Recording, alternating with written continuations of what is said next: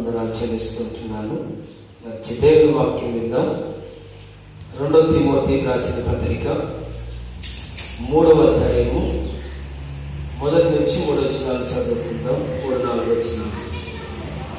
అంత్య దినములలో బైబిల్ గ్రంథం ఉన్న వాళ్ళందరూ కూడా బైబిల్ గ్రంథాన్ని తెరిచి చూడాలి. 2 తిమోతి రాసిన పత్రిక 3వ అధ్యాయం 1 నుంచి నేను చదువుతాను. అంత్య దినములలో అపాయకరమైన కాలములు వచ్చునని తెలుసుకున్నాము. ఎలాగనగా మనుషులు స్వార్థప్రియులు, ధనాపేక్షులు, బీగములాడువారు, అహంకారులు, దూషకులు, తల్లిదండ్రులకు అవిధేయులు, కృతజ్ఞత లేనివారు, అపవిత్రులు, అనురాగ హితులు, అతి ద్వేషములు, అపవాదకులు, అంచిత్రములు, కూరలు, సజ్జన దూషులు, ద్రోహులు, మూర్ఖులు, గర్వాంధులు, దేవుని కంటే సుఖభావము ఎక్కువగా ప్రేమించువారు, పైకి భక్తి గల వారి వలె ఉండి దాని శక్తిని ఆశ్రయించిన వారై ఉందురు. ఇట్టి వారికి విముఖుడవై ఉండుము. చిన్న ప్రార్థన. పరిశుద్ధుడైన తండ్రి, నీ పాదాలు కోరుతున్నాను నాయన.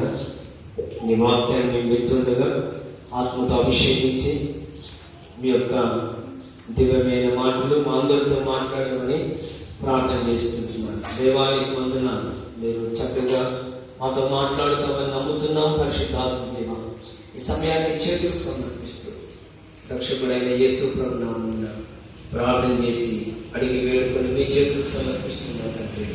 ఆమేన్. ప్రభునందు ప్రియమైన వారులారా, అపోస్తలుడైన పౌలు తిమోతి పత్రిక రాస్తూ రోమా చెరసాలలో ఉండి ఆయా సంఘాలకు రాస్తూ ఈ మాటలు మాట్లాడుతున్నాడు. రాబోయే దినాలు ఉన్నాయి, అవి అంత్య దినములు అంటారు, ప్రభు రాబడి దినాలు అంటారు. ఆ దినాల్లో మనుషులు ఎలా ఉంటారు అనేది రాస్తాడు ఇక్కడ. ఆ రోజు పౌలు రాశాడు, రాబోయే దినాలు అంత్య దినాలు ఉన్నాయి, ప్రభు రాబడి దినాలు ఉన్నాయి. ఆ దినాల్లో మనుషులు ఎట్లుంటారు? ఇక్కడ చెప్తున్న మాట ఏంటంటే, ఎలాగ మనుషులు, చదవండి, మనుషులు స్వార్థ ప్రియులు అంటారు. దాని తర్వాత అన్నీ వచ్చేస్తాయి. ఇంకా ఎప్పుడైతే మనుషుల్లో స్వార్థం ఉందో అప్పుడు ఏమొస్తుంది చెప్పండి? చెప్పాల ధనాపేక్ష ఉంటుంది, బీగుములాడతారు, తర్వాత అహంకారం ఉంటుంది, తర్వాత దూషిస్తారు, తర్వాత తల్లిదండ్రులకు విధేయులు కారు, దేవుని విషయాల్లో కృతజ్ఞత ఉండదు, ఒక మనిషి చేసిన దాంట్లో కూడా కృతజ్ఞత భావం అనేది ఉండదు, మేలు చేసిన వాళ్ళు కృతజ్ఞత భావం చెప్పరు, తర్వాత దేవుని కంటే సుఖభావం కలిగిన వారు. అసలు దేవుని తర్వాత మొట్టమొదటిగా మన సుఖభావాలు భావిస్తారు. దేవుడు నన్ను ఈ స్థానంలో పెట్టాడనే మర్చిపోయి, దేవుడినే మర్చిపోయి, మేలు చేసిన వారిని మర్చిపోయి, కృతజ్ఞత లేకోకుండా మరి ఎలా ఉంటారంటే వాళ్ళు స్వార్థ ప్రియులుగా బ్రతుకుతారు. ప్రభునందు ప్రియమైన వాళ్ళగా బాగా గమనిద్దాం. స్వార్థ ప్రియులు అనే మొట్టమొదటిగా రాస్తూ భక్తులు అవన్నీ కూడా పెట్టేసినట్లే. అంటే స్వార్థం ఉందనుకో, ఒకవేళ ఆ స్వార్థంలో ఉంటే అన్ని వచ్చేస్తాయి అన్నమాట. రైలు యొక్క బండి ఎట్లయితే లింకులు ఉంటుందో, ఇంజన్కి లింకులు ఎలా ఉంటుందో, ఒక లింకు తప్పైందనుకో ఏమైతే చెప్పడం, ఒకవేళ పొరపాటున రైలు వెళ్ళేటప్పుడు ఒక దాని ప్యాసింజర్ పెట్టి ఉంటుంది ఒకటి అనుకో, అన్ని లింకులు ఇంజన్ తగిలించుకొని ఉంటుంది. ఒక పెట్టి తప్పైందనుకో, ఒకవేళ ఏమైతుంది బండి చెప్పండి? అందరం తెలుసు కదా, ఏమైతుంది బండి? కింద పడుతుందా, అడ్డపోతుంది? అమ్మా, పడిపోతుంది అంతే. ఒక్క పెట్టి లింక్ తప్పైనా బండి అంతా పడిపోతుంది. దేవుని వాక్యం ఏముంటుందంటే, స్వార్థం అనేది మనలో ఉంటే ఇవన్నీ మనకు ఆటోమేటిక్ అన్ని వచ్చేస్తాయి. స్వార్థం ఉన్నప్పుడు ఏమవుతుందంట? బీగములాడుతారు, తర్వాత అహంకారం వస్తుంది, తర్వాత ఏమొస్తుందంట? ధనాపేక్ష వస్తుంది, తర్వాత కృతజ్ఞత భావం ఉండదు, దేవుణ్ణి కూడా ప్రేమించలేము, తర్వాత దూషిస్తాము, తర్వాత గర్వం వస్తుంది, ఇవన్నీ వచ్చేస్తాయి. ఇవి ఎప్పుడు వస్తాయని చెప్పాడంటే భక్తుడు, ఇప్పుడు వస్తాయని చెప్పాడు ఈ దినాల్లో అన్నమాట.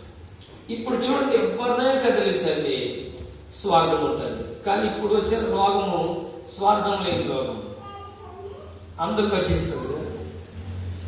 కరోనా వైరస్ అందరికి వచ్చేస్తుంది, దీనికి స్వార్థం లేదు, ముట్టుకుంటే వస్తుంది. ఎవరికి ఉంటుందో తెలియదు, ఎట్లుంటుందో తెలియదు, చూడలేదు. ఇప్పుడు బాగుందండి, శానిటైజర్ తీసుకొచ్చి పెట్టాను కదా మనలో. ఒకవేళ నేను ఒకటే వేసుకున్నాను అనుకో, ఏమవుతుంది? అది స్వార్థమే కదా. ఇప్పుడు నేను ఒకటి వేసుకునే లేదు, దీన్ని ఏం చేయాలి చెప్పండి? అందరికీ వేయాల. ఎందుకు? రోగం స్వార్థం లేని రోగం కదా. రోగానికి ఏం లేదు, అందరికి వస్తుంది. అదే ఏదైతే ఇంకొకటి వేరేది ఏమైనా అనుకో, తినే పలహారం ఉందనుకో, ఒకవేళ ఏం చేస్తాం చెప్పండి? ఏం చేస్తాము? తినే పలహారం ఉందనుకో ఏం చేస్తాం చెప్పండి? మీరు చెప్పండి. తినే పలహారం మంచిది నీకు ఏదన్నా దొరికిందనుకో, ఒకవేళ ఏం చేస్తావు? అందరికి ఇస్తామా? ఏం చేస్తావు? నువ్వు తిని ఇంటికి తీసుకున్నావు. అర్థమైందా? ఇప్పుడు ఇది ఉంది, అందరికి వేయాల్సిందే. తప్పదు ఇది. వేయకపోతే ఏమవుతుంది? నీకు కూడా అనుకుంటారు కనుక స్వార్థం లేని రోగాలు వస్తున్నాయి. జాగ్రత్త. ఈ రోగం ఇంకా ఉంటుండగానే మనకు టీవీలో ఇంకొక రోగం ఉంది, అది పందుల ద్వారా వ్యాపిస్తుందని మనం టీవీలో చూస్తున్నాం. అంటే రాబోయే దినాలు ఏమైపోతున్నాయంటే భయంకరమైన రోగాలు వస్తున్నాయి. కారణం ఏమిటంటే మనుషులు అట్లా మారిపోయారు అనమాట. మనుషులు స్వార్థప్రియులుగా మారిపోయారు. ధనేపేక్ష ఎక్కువైపోయింది, బీగములాడే వారు ఎక్కువైపోయింది, తల్లిదండ్రులను ప్రేమించే వాళ్ళు లేదు, తర్వాత కృతజ్ఞత భావం లేని వారు, మేలు చేస్తే కృతజ్ఞత చూపిద్దామనే ఆలోచన లేని వారు బ్రతుకుతున్నారు. భయంకరమైన పరిస్థితుల్లో మనం ఉంటున్నాం. దేవుని కంటే ఎక్కువ సుఖభోగం అనుభవిస్తున్నారు. తర్వాత 5వ వచనంలో అంటాడు, పైకి భక్తి గల వారి వలె ఉండి దాని శక్తిని ఆశ్రయించిన వారే ఉంటురు, ఇట్టి వారికి విముక్తుడమై ఉండు. దూరముగా ఉండు. కొంతమంది ఉన్నారు భక్తిగా ఉంటారు, కానీ తర్వాత వాళ్ళ భక్తి ఏమైపోతుంది? మందిరంలో ఉన్న భక్తి బయట ఉండదు. కనుక నువ్వు జాగ్రత్త కలిగి బ్రతుకు అంటున్నాడు. ప్రభునంత ప్రియమైన మనులారా, ఒక ఆయన రాజు దగ్గర రాజు గ్రంథం రాసేవాడు. బాగా వినాలి, రాజు దగ్గర రాజు గ్రంథం రాసేవాడు. ఆయన పైన, ఆయన కింద కొంతమంది ఆ రాజు గ్రంథాలు తీసుకొచ్చే వాళ్ళు, ఆ చూసుకునే వాళ్ళు ఉండేవాళ్ళు. తర్వాత ఉన్నటువంటి కొంతమందికి ఏం జరిగిందంటే, ఆ రాజు గ్రంథం రాసి ఆయన మీద ఇంకొక వ్యక్తిని రాజు నాయకుడిగా పెట్టేశాడు. నాయకుడు అయిన తర్వాత మంత్రిగా పెట్టేశాడు. ఆ మంత్రి వస్తున్నప్పుడు అందరూ లేచి పైకి లేచి నిలబడి అందరూ కూడా ఏం చేయాలి చెప్పండి? అందరూ కూడా వందనాలు పెట్టాలి. లేక ఆ కాలంలో ఎలా ఉండేదంటే అందరూ వంగి నమస్కారం చేయాలన్నమాట. అప్పుడు మంత్రి గారికి విధేయత ఇచ్చిన వాడు. ఇప్పుడు సలాం సార్ అంటాం, నమస్తే సార్ అంటాం, వందనాలు సార్ అంటాం. ఆ కాలం అట్లా కాదు ఉండేది. రాజుల కాలంలో ఎలా ఉందంటే, రాజు ఆడు వస్తున్నాడంటే, మంత్రి గారు వస్తున్నారంటే వంగి ఏం చేయాలా? నమస్కారం చేయాలా. పల్లెటూరులో అయితే ఆ భుజానికి టవాలు కట్టుకోవాలి, మరి చెప్పులు వదిలేయాలి, నమస్కారం చేయాలి. రాజు పోయేంత వరకు, మంత్రి పోయేంత వరకు వంగే ఉండాలి, పైకి తలగా ఎత్తుకోకూడదు. ఆయన వెళ్ళిపోయేంత వరకు తలగా పైకి ఎత్తకూడదు. ఇలాంటి పరిస్థితి రాజుల కాలంలో ఉండేది. రాజు గ్రంథం రాసే వాళ్ళు కూడా అందరూ లేచి నిలబడాలి. మంత్రి వెళ్ళేంత వరకు వందనాలు పెడుతూ నమస్కారం చేస్తూ ఆయన పొగుడుతూ ఉండాలి. ఆయన వెళ్ళిపోతాడు అనమాట. అలాంటి స్థితి వచ్చేసింది. ఈ రాజు గ్రంథం రాసే వ్యక్తి, ఆ రాజు గ్రంథాలు పరిశీలించే వ్యక్తి యూదుడు అనమాట. అనగా ఒక మాటలు చెప్పాలంటే యెహోవా దేవుని నమ్మిన వాడు. ఏ వ్యక్తికి వాళ్ళు వంగి నమస్కారం చేయరు, మోకాళ్ళ మీద ఉండి ఎవరికి నమస్కారం చేయరు అనమాట. ఎందుకంటే వాళ్ళ ఆచారం, యూదుల ఆచారం ఏమిటంటే వాళ్ళ దేవునికి తప్ప మోకాళ్ళ మీద ఉండటం ఇంకెవ్వరికి ఉండదు. ఎవరికైనా మోకాళ్ళ మీద ఉండాలంటే అది ఎవరు చెప్పండి? చెప్పాలి. ఎవరి దగ్గర ఉంటారు మోకాళ్ళ మీద? మాట్లాడాలి. ఎవరి దగ్గర ఉంటారు? వాళ్ళ దేవుని దగ్గర తప్ప మోకాలు ఎంచడానికి ఏ రాజు దగ్గర కానీ ఏ మంత్రి దగ్గర కానీ మోకాలు మీద ఉండదు. ఇప్పుడు మంత్రిగా వస్తున్నారు, కొత్తగా అభిషేకం పొందాడు, మంత్రిగా వస్తున్నాడు, అందరూ లేచారు, అందరూ మోకాల మీద ఉన్నారు, అందరూ నమస్కారం చేస్తున్నారు. ఒక వ్యక్తి అక్కడ నమస్కారం చేయడం లేదు. ఆ వ్యక్తి పేరు మొర్దెకై. హామాను మంత్రి అయ్యాడు, రాజు స్థానం తర్వాత మంత్రి. అందరూ వందనాలు పెడుతున్నారు, అందరూ మోకాల మీద ఉన్నారు, అందరూ శాస్త్రాన్ని నమస్కారం చేస్తున్నారు. కానీ ఆ మొర్దెకై మాత్రము మోకాల మీద లేదు. హామానుకు ఒక కోపం వచ్చేసింది, స్వార్థం పెరిగిపోయింది. అరే, రాజ్యంలో అందరూ నన్ను చూసి ఏమైతున్నారు చెప్పండి, అందరూ మోకాల మీద ఉంటున్నారు, అందరూ మోకాల మీద ఉంటున్నారు, ఒక్కడు మాత్రం మోకాల మీద ఉండడం లేదు. ఎవరు ఆ వ్యక్తి అని అడిగాడు. కింద పని చేస్తున్న వారు, మంత్రి దగ్గర ఉన్న వారు చెప్పారు, అయ్యా రాజా, ఆ వ్యక్తి పేరు మొర్దెకై, వారు యూదులు, వాళ్ళు యెహోవా దేవునికి తప్ప మోకాలు ఉంచుట ఏ మనిషి దగ్గర వాళ్ళు పోయి భిక్ష అడుక్కోరు, రెండు చేతులు జోడించి మోకాళ్ళ మీద ఏ వ్యక్తి దగ్గర ఉండరు, వాళ్ళు ఉంటే తింటారు, లేకపోతే ప్రార్థన చేస్తారు, వాళ్ళ బ్రతుకది అని చెప్పారు. అయితే హామాను స్వార్థం పెంచుకున్నాడు. పోనీలే, ఆ వ్యక్తితోనేంలే, వాళ్ళ పద్ధతులు వాళ్ళకేదో ఉంటారు కదా అనుకుంటే బాగుండేది. అలా అనుకోలేదు, స్వార్థం పెంచుకున్నాడు. ధనం ఉన్నది, మంచి స్థానం ఉన్నది, అందరూ భయపడతారు నాకు, రాజు కూడా నన్ను గౌరవించి ఒక మంచి స్థానంలో పెట్టాడు, ఈ మరి మొర్దెకై మాత్రము నాకు మోకాల మీద ఉండడం లేదు, ఇది నాకు అవమానం అని చెప్పేసి ఆలోచించేసి ఈ మొర్దెకైని నేను చంపాలి, స్వార్థం పెట్టుకున్నాడు. ఈ మొర్దెకైని మాత్రం ఏం చేయకూడదు, బ్రతికించకూడదు, ఎలాగైనా చంపేయాలి. ఏం చేయాలి? ఈ వ్యక్తి ఒకరిని చంపితే ఏం లాభము? ఇలాంటి యూదులందరూ ఉంటారు కదా, ఈ యూదులందరూ కూడా మోకాలు ఉంచరు, యూదులందరూ కూడా ఇలాంటి వారే కనుక ఒకరిని చంపితే బాగలేదు, అందరిని చంపేయాలని ఒక తీర్మానం చేసుకున్నాడు, ఒక ప్లాన్ చేశాడు.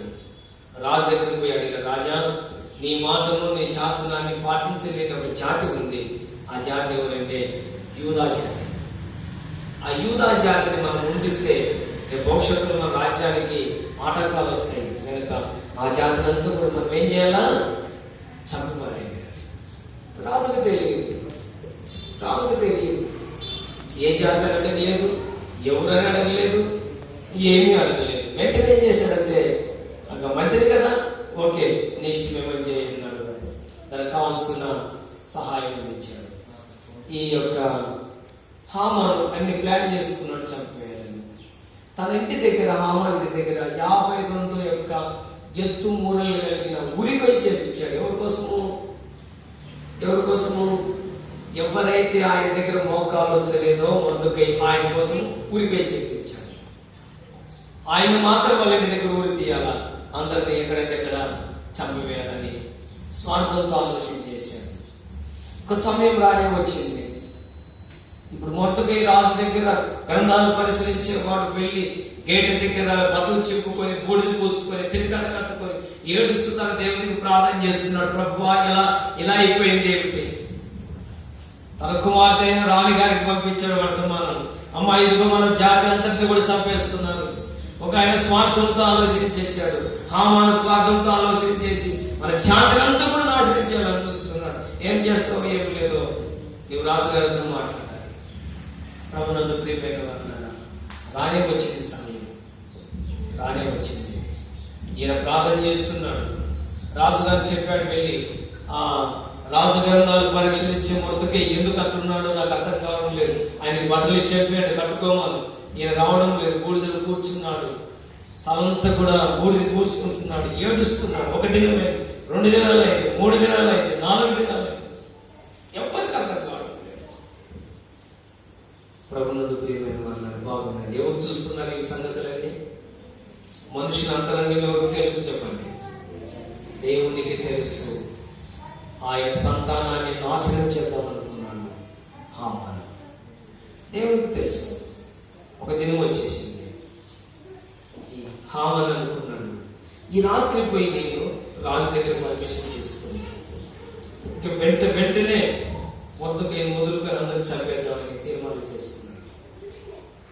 ఆ రాత్రి రాజు దగ్గరికి వెళ్ళాలని తన భార్య దగ్గర అడిగాడు. అయ్యా చెప్తూ వచ్చాడు, మన ఇంట్లో నాకు ఒక ఆయన వ్యతిరేకంగా ఉన్నాడు, ఆయన పేరు మొర్దెకై.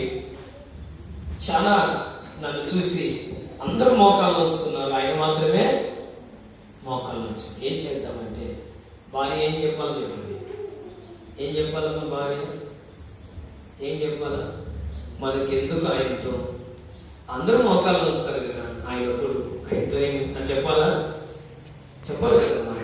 కానీ ఏం చెప్పండి, ఆయన ఒక్కటి చంపేస్తే నేను నీకు ఎదురు లేదు, నేను చంపేయను. వాళ్ళ ఇంటి ముందర మురికే ఆ ఉరియడానికి కొయ్య చేస్తుంటే ఏం అర్థం చెప్పలేదు. ప్రభునందు ప్రియమైన బాగుందండి, బాగుందండి. ఈ మాటలన్నీ ఇశ్రాయేలు గ్రంథంలో ఉంటాయి, చదువుకున్నాను. 6, 7, 8 అధ్యాయాలు ఈ మాటలు ఉంటాయి. ఆ రాత్రి హామాను రాజు దగ్గరికి వెళ్ళాడు, అడుగుదామని పోతున్నాడు. ఆ రాత్రి రాజు గారికి నిద్ర పట్టడం లేదు. ఏం చేయాలి? కలవరం వస్తుంది, ఎంత పండుకుందామన్నా పండుకోవడం లేదు. రాత్రి 12 గంటలకు మతికి వచ్చింది. లేచి పిలిచాడు, తన దగ్గర ఉన్న సైన్యాధిపతిని పిలిచాడు. అయ్యా రా, ఈ రాత్రి నాకు నిద్ర పట్టడం లేదేమో, అసలు నిద్రపోవడం అంటే నిద్ర పట్టడం లేదు. రాజ గ్రంథాలు తీసుకున్నాడు. రాజా గ్రంథాలు తీసుకొచ్చి గ్రంథాలు పరిశీలించే వారిని అన్నాడు, చదవండి ఏం రాశారు.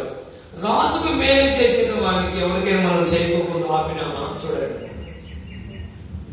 చూస్తే ఒక రోజు రాజు మీద కుట్ర పొంది చంపదామనే వాళ్ళ విషయంలో మొర్దెకై సహాయం చేశాడు. ఆయనకు మనం ఏం చేయలేదు రాజు ఇంతవరకు. మొర్దెకైకి ఏ మొర్దెకైకి? ఇదిగో అక్కడ మన గేటు ముందర కూర్చొని ఏడుస్తున్నాడు, ఆయన భార్య ఎవరికి తెలియదు. ఆయనకు మనం ఏం మేలు చేయలేదని రాయబడింది ఇందులో. రాజు అనుకున్నాడు, అయితే మనము రాజుకు మేలు చేసిన వాళ్ళకి ఏం చేయాలా? మేలు చేయాలి కదా, మేలు చేయాలి కనుక చేద్దాం.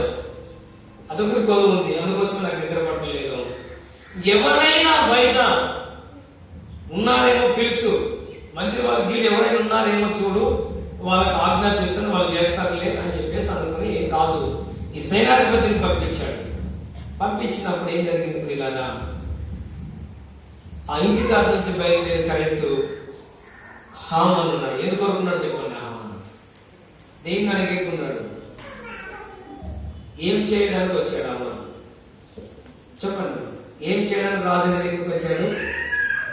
చెప్పాలి, మాట్లాడాలి. మొన్న అన్నాడు కొన్ని భాష వచ్చి మాట్లాడినే మాట్లాడు.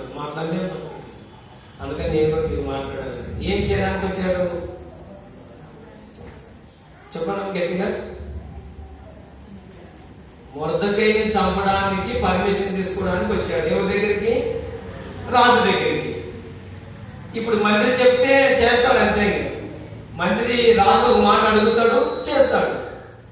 పొద్దున్నే చంపాల కార్యక్రమం ఉంది, కానీ రాజు పర్మిషన్ కావాలి కదా. వచ్చి ఆ శాలలో తిరుగుతున్నాడు. ఎవరి కోసము? పొద్దున్నే లేస్తాడు రాజు, 4 గంటలకి లేస్తాడు. వెంటనే కట్టి కనబడి, రాజా నమస్కారం అని చెప్పాలా? ఏ మంత్రి ఇండియాలోకి వచ్చినావు అంటాడు. ఇదిగో నేను ఒకరిని చంపాలనుకున్నాను, నీకు ఎదురు తిరుగుతున్నాడు. ఎవరైనా? మొర్దెకై. చూడండి ఒకసారి దేవుని యొక్క చిత్తం ఎలా ఉందో బాగా ఆలోచించండి. రాజుకి నిద్ర పట్టలేదు రాత్రి. రాజు ఏం చేశాడంటే సైన్యాధిపతికి చెప్పాడు, ఎవరైనా మన రాజభవనంలో ఉన్నారేమో చూడండి. ఎవరున్నారు? వచ్చి చెప్పండి, ఎవరున్నారు? చెప్పాలి అందరూ. హామాను ఉన్నాడు. ఎందుకు అనుకున్నాడు? మొర్దెకైని చంపడానికి పర్మిషన్ కోసుకున్నాడు. ఈ సైన్యాధిపతి చెప్పాడు, రాజా హామాను ఉన్నాడు మంత్రి అంటే. హామాను నాకు ప్రియమైన వాడు, పిలుచు. ఇంకా హామాను చెప్తే ఎదురు మీద హామాను చెప్పినట్టు చేద్దాం అన్నాడు. హామాను పిలిచారు. హామాను వచ్చి రాజు దగ్గర నిలబడ్డాడు. రాజా చెప్పు రాజా అంటే. హామాను రాజుకు మేలు చేసిన వారికి ఏం చేయాలి చెప్పాను. ఏం చెప్తాడు చెప్పండి. హామాను అనుకున్నాడు, నేను తప్ప రాజుకు ఎవడు మేలు చేస్తాడు? ఆనుకొని ఊరుకొని ఉండేది నేనే కదా, రాజుకు సలహాలు ఇచ్చేది నేనే కదా అని అన్ని చెప్పుకుంటూ వచ్చాడు. రాజు వస్త్రాలు వేయాలి, రాజు కిరీటం పెట్టాలి, రాజు గొర్రె ఎక్కించాలి, రాజు బట్టలు వేయాలి, ప్రజలందరూ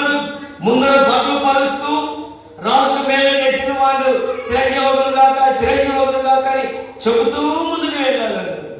గట్టిగా తప్పట్లు కొడతారు, గట్టి కొట్టాలి.